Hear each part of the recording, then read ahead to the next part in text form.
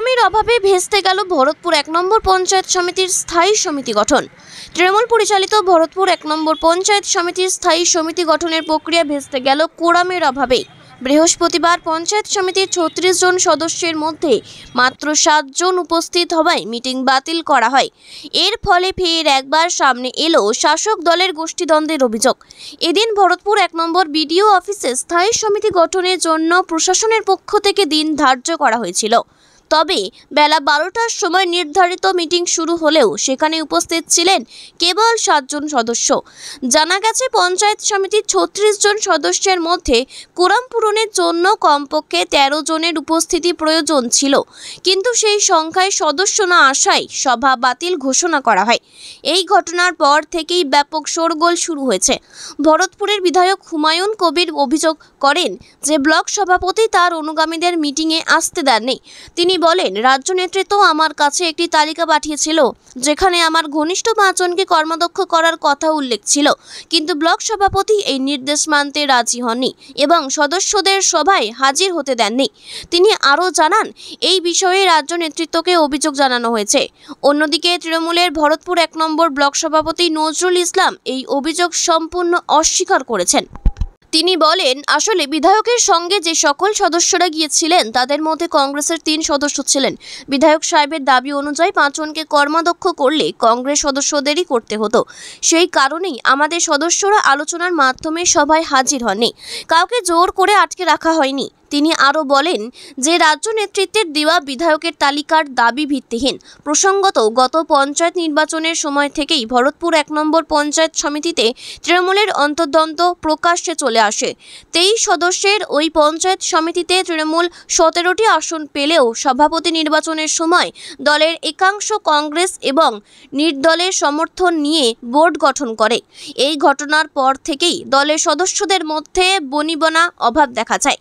গত ১৫ই জুলাই তৃণমূলের ১৫ জন সদস্য স্থায়ী সমিতির সমস্ত কর্মাধ্যক্ষের বিরুদ্ধে অনাস্থা করেন এবং ৩০শে জুলাই অনাস্থা ভোটে স্থায়ী সমিতিগুলি ভেঙে দেওয়া হয়। এরপরই নতুন করে স্থায়ী সমিতি গঠনের জন্য এই দিনের বৈঠক ডাকা হয়েছিল। এদিকে এই বৈঠককে কেন্দ্র করে গোটা এলাকা কড়া পুলিশি নিরাপত্তার চাদরে মুড়ে ফেলা হয়েছিল।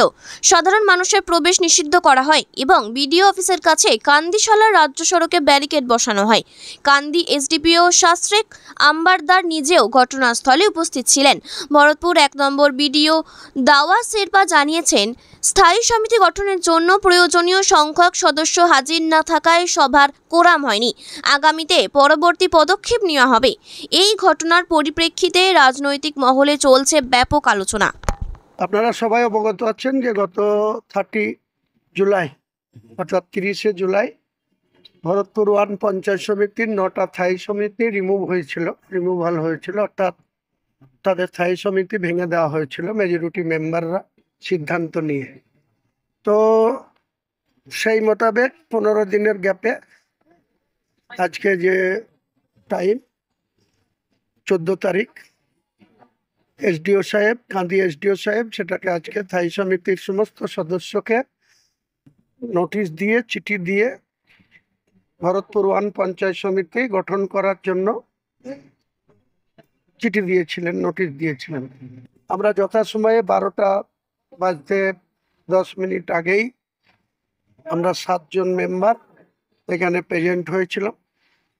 এখানকার যিনি ব্লক সভাপতি আছেন সেই ব্লক সভাপতি গত 2 দিন ধরে এখানকার 8 জন প্রধান, 14 জন স্থায়ী সমিতির সদস্যা তাদেরকে প্রায় জোর করে তুলে নিয়ে গিয়ে লালবাগ শহরে কোনো হোটেলে রেখেছে এবং দলের সর্বোচ্চ নেতৃত্ব যে প্যানেল অ্যাপ্রুভাল করে দিয়েছে সেই অ্যাপ্রুভাল অনুযায়ী এখানে বোর্ডটা সহজেই হয়ে যেত, কিন্তু তিনি ক্ষমতার দম্ভে সর্বভারতীয় সাধারণ সম্পাদক অভিষেক বন্দ্যোপাধ্যায়ের অ্যাপ্রুভাল প্যানেলকেও তিনি ইগনোর করলেন, ক্ষমতা দেখালেন। এবার যথা সময়ে অভিষেক বন্দ্যোপাধ্যায়ের কাছে এটার বিস্তারিত রিপোর্ট আমি পাঠাবো এবং বিডিও এসডিওরাও পাঠাবে।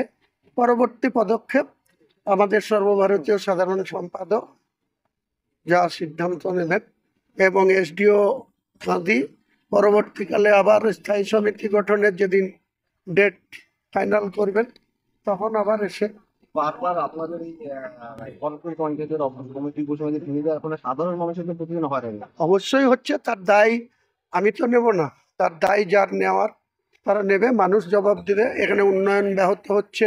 আমাদের দিদি যে পাড়ায় সমাধান, প্রত্যেকটা বুথে 10 লক্ষ টাকা করে পাড়ায় সমাধান জরুরি ভিত্তিতে মিটিং করে পাঠাতে বলেছে, টাকা অ্যালট হবে, সেই সব কাজও ব্যাহত হচ্ছে। এরা এদের ব্যক্তিগত স্বার্থ কুষ্ঠিগত করার জন্য এসব করছে। দল যথাযথ তার সঠিক মূল্যায়ন করবে।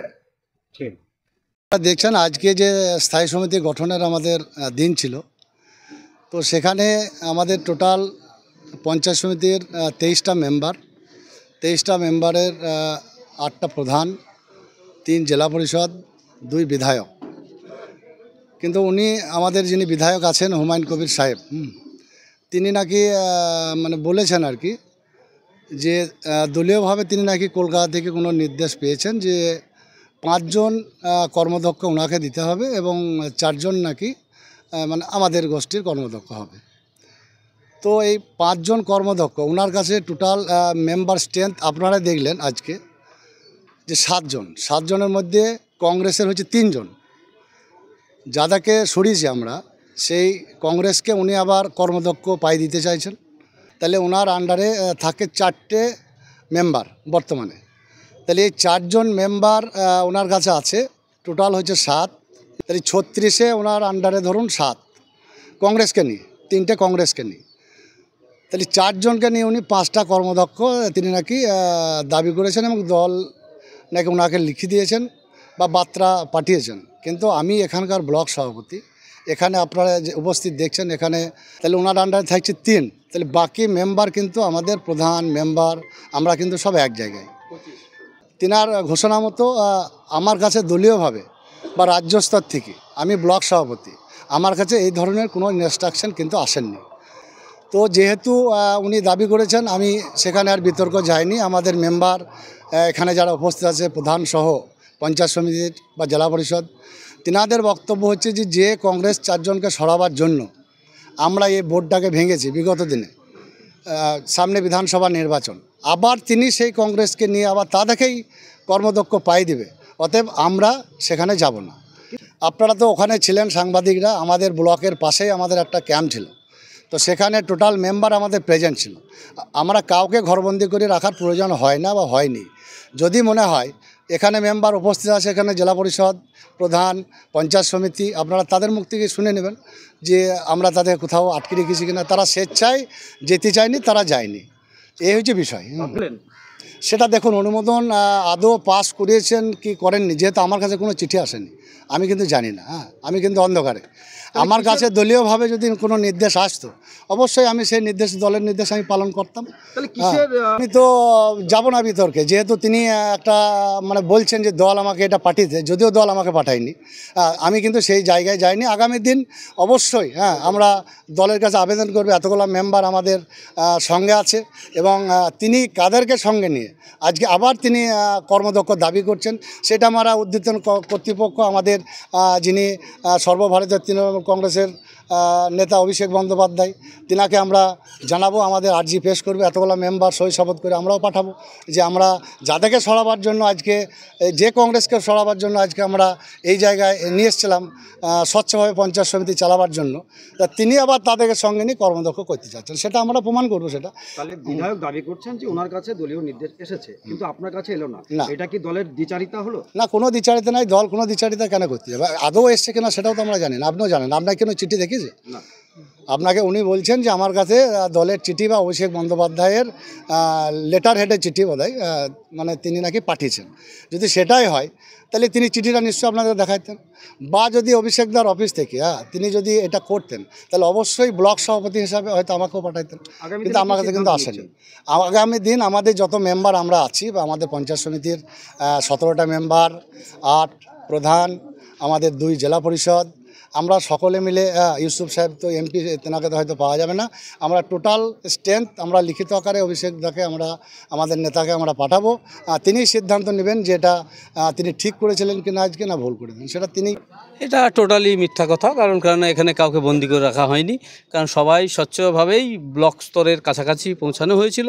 সেখানে যেটা হয়তো খবর পাওয়া গেল যে কংগ্রেসি যে সদস্যরা এখানে পঞ্চায়েত সমিতির আগামী দিনে কর্মদক্ষ ছিলেন, তাদেরকে যেখানে সাসপেন্ড করা হয়েছে বা রিনুভাল করা হয়েছে, তাদেরকে পুনরায় এমএলএ সাহেব আবার ওখানে নিয়ে তাদের আবার কর্মদক্ষ করবে, এরকম একটা বার্তা আমাদের কাছে পৌঁছায়। সেক্ষেত্রে সমস্ত মেম্বার, পঞ্চায়েত সমিতি প্রধান বা জেলা পরিষদ সকলে আমরা গন্তব্যস্থলে পৌঁছাইনি, ব্লক প্রাঙ্গণে আর কি। সিদ্ধান্ত নিচ্ছেন আগামী দিনে? আগামী দিনে দলীয়ভাবে নির্দেশ যেটাই আসবে সেইটাই আমরা করব। বাবর আলী শেখ, সদস্য মুর্শিদাবাদ জেলা পরিষদ। আমরা নিজেরাই যাইনি, যাদেরকে আমরা যেখানে কংগ্রেস নিয়ে উনি আমরা যাদেরকে সরাতে চেয়েছিলাম তারাকেই নিয়ে উনি দল করছেন, মানে ওদেরকেই কর্মদক্ষ গঠন করতে চাইছেন, সেই জন্য আমরা যাইনি। কাদেরকে বাদ দিতে চাইছিলেন আপনারা? কংগ্রেসের দিকে। কংগ্রেস। তো আমরা যেটা বিধায়ক সাহেব যেটা অভিযোগ করছে, আপনাদেরকে ঘরে তালাবন্দি করে রাখা। না, আমাদেরকে কেউ তালাবন্ধ করেনি, আমরা ওইখানে গিয়েছিলাম, কিন্তু কংগ্রেসদেরকে সমর্থন করব না বলে আমরা এখানে যাইনি। কি নাম আপনার? মমতাজ বিবি। আপনার ডেজিনেশন কি? প্রধান তালগ্রাম। ঠিক আছে। 14 আগস্ট 2025 আজকে ভরতপুর 1 নম্বর পঞ্চায়েত সমিতিতে বডি গঠন ছিল। তো বেলা 12টায় থেকে আমি ছিলাম, আমাদের সহকর্মীরা সবাই আমরা ছিলাম, কিন্তু যেহেতু মানে কোরাম হলো না, মেম্বাররা সবাই উপস্থিত ছিল না বলে মানে বডিটা মানে অ্যাডজন্ট হলো, মানে মিটিংটা অ্যাডজন্ট হলো। কতজন হাজির ছিল? হাজির ছিল হচ্ছে আজকে 7 জন। মেম্বার কতজন? টোটাল মেম্বার, এক্সিস্টিং মেম্বার 36 জন। এই সরকারি যে প্রক্রিয়া, এই প্রক্রিয়া আগামী ওনার ডিসক্রিপশন আছে, উনি এরপরে স্টেপটা যেটা হবে। Thank you. আর কিছু বলা না।